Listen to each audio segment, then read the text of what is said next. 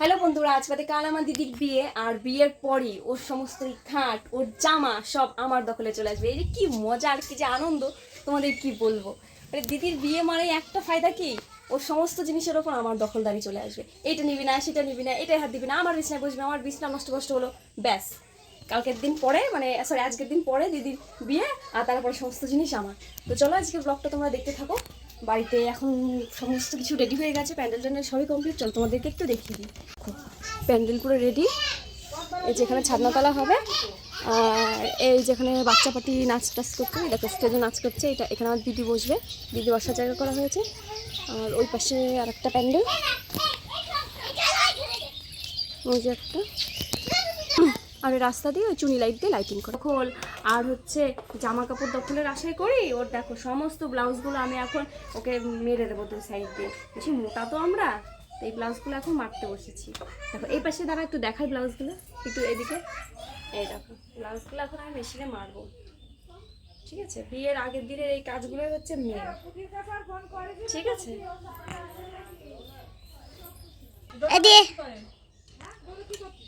আলু বের করে লাইন দিচ্ছে।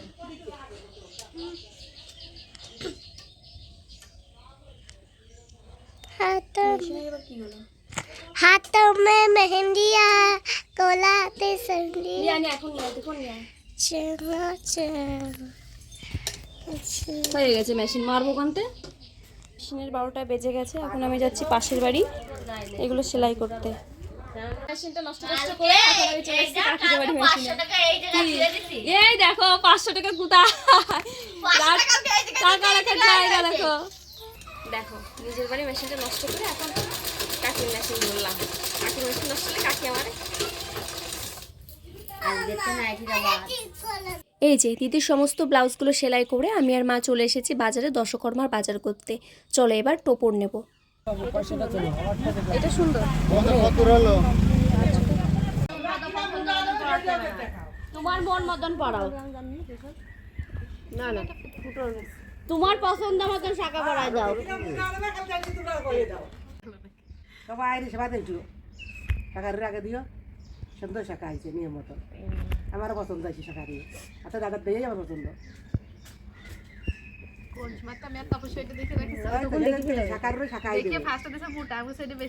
বাড়িতে শাখারও দাদু এসেছিল শাখা পড়াতে। দিদিকে যে শাখা জোড়া পরানো হয়েছে এত সুন্দর হয়েছে ওর হাতে, ভীষণই সুন্দর লাগছে। এবারে পলাটাও পরিয়ে নিল। সবাই মিলে আমরা ভীষণই মজা করেছি সারাটা দিন। বিশ্বাস করে সমস্ত কিছুর মধ্যে দিয়ে না আমি একটুও নিজের যত্ন নিতে পারিনি। নিজের দিদির বিয়ে আমি সাজুগুজু করে ঘুরবো কি না, আমার মুখের যে অবস্থা ছিল, আজকে একটু রূপচর্চা করতেই হবে বুঝলে। তো এই দেখো দিদিকে শাখা পলা পরে কত সুন্দর লাগছে। এবার দিদি সবার আশীর্বাদ নিচ্ছিল।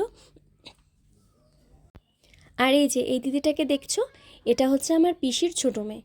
তো এই দিদিটাও এসেছিল, আরও দিদিরা আছে, ওরা এখনও পর্যন্ত এসে পৌঁছয়নি। এটা হচ্ছে কাকিমা পাশের বাড়িতে, আর ওটা হচ্ছে দিদা। তো চলো তোমরা ব্লগটা দেখতে থাকো।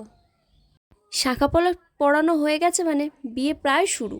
আর এখন আমি বসেছি রূপচর্চা করতে। ভাবা যায়, ফ্লিপকার্ট থেকে আমি একটা ক্যাশেটের ফেশিয়াল কিট অর্ডার করেছিলাম, আজকে সেটা দিয়ে জাস্ট একটু মুখে মাসাজ করব, আমার রূপচর্চা শেষ। তো চলো এটা হচ্ছে ক্যাশেটের হচ্ছে ফেশিয়াল গোল্ড ফেশিয়াল কিট। তো প্রথম 5টা প্যাকেট থাকে এর ভেতরে, আর কিছু চিরকুটের মধ্যে লেখা থাকে স্টেপ বাই স্টেপ কোনটার পর কোনটা নিতে হবে, আর কিছু মাসাজ করার কথা বলা থাকে। তো আমি সেটাই ফলো করেছি। এই দেখো এরকম 5টা প্যাকেট থাকে ভেতরে। দেখো বন্ধুরা ও ফেশিয়াল করেছে, দেখো ফেশিয়াল করার রেজাল্ট দেখো, মুখটা পুরো সাদা ফকফকে হয়ে গেছে। দেখলে তোমরাও করবা এরকম ফেশিয়াল, আর মুখটা সাদা ফকফকে। একটু তাকা, ইস কেমন লাগছে, চোখ দেখাবে আমার। সন্ধ্যা হতেই আমার দিদির মেহেন্দিটা শুরু হয়ে গেল। আর যাকে দেখছো মেহেন্দি করছে, ও আমার ছোটবেলার বন্ধু, একেবারে বলতে পারো খিচুড়ি স্কুলের বান্ধবী। একই সাথে আমাদের পড়াশোনা, primary school, high school, college একই সাথে। তো ও আমার দিদির মেহেন্দিটা করছিল। দুর্ভাগ্যবশত ওর মেয়ের যেহেতু পরীক্ষা ছিল, তাই ও বেশিক্ষণ সময় দিতে পারিনি। দিদির একটা না হাত হতে না হতে ওকে চলে যেতে হয়েছিল, যেহেতু এক্সামটা ছিল। আর তারপরে বাকি হাতটা যেটা করতে দেখছো, ওটা পাশের বাড়ির কাকা বাকি হাতটা কমপ্লিট করিয়েছে। আর আমি নিজের মেহেন্দিটা নিজেই করে নিয়েছিলাম। আর সবাই পাশে নাচানাচি করছিল, বেশ ভালোই দিনটা কাটছে। খুব সুন্দরভাবে মেহেন্দিটা হচ্ছে সবাই নিজের নিজের মতো মেহেন্দিটা করছিল। আর এই যে যাকে দাঁড়িয়ে থাকতে দেখেছো, আমার মা সবার আনন্দ করাটা উপভোগ করছে। আমার চোখটা যতবার মায়ের দিকে পড়েছে ততবারই দিদির দিকে তাকিয়ে থাকতে দেখেছি।